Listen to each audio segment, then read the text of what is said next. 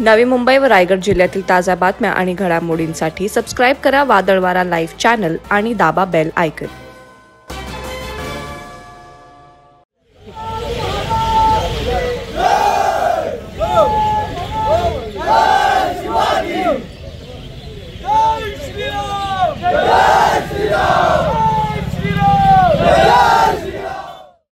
अयोध्या येथे दिनांक 22 जानेवारी रोजी प्रभू श्रीराम मंदिराच्या उद्घाटन सोहळ्याच्या पार्श्वभूमीवर देशभरात अक्षता मंगल कलश सोहळा सुरू आहे।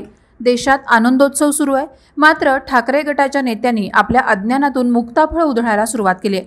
अक्षता वाटप सोहळा गावोगावी सुरू आहेत।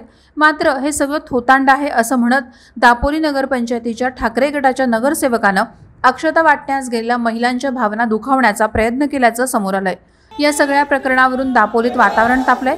दापोली येथील बांधकाम व्यावसायिक आणि उद्धव ठाकरे गटाचे नगरसेवक रवींद्र क्षीरसागर यांच्या जालगाव पांगरवाडी येथील निवासस्थानी काही महिला मंगल कलशासह अयोध्येहून आलेल्या पवित्र अक्षता घेऊन गेल्या होत्या। यावेळी हा काय प्रकार आहे? तुम्हाला कोणी श्रीरामाने पाठवलंय का?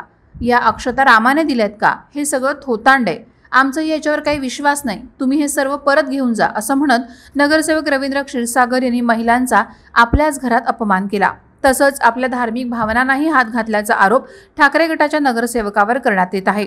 या महिलांनी हा नगरसेवक काय बोलला याची व्हॉइस क्लिप सोशल मीडियावर व्हायरल केली।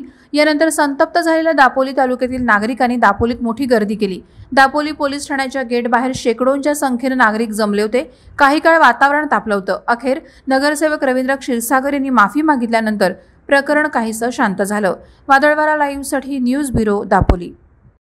नवी मुंबई व रायगड जिल्ह्यातील ताज्या बातम्या आणि घडामोडींसाठी सबस्क्राईब करा वादळवारा लाईव्ह चॅनल आणि दाबा बेल आयकॉन।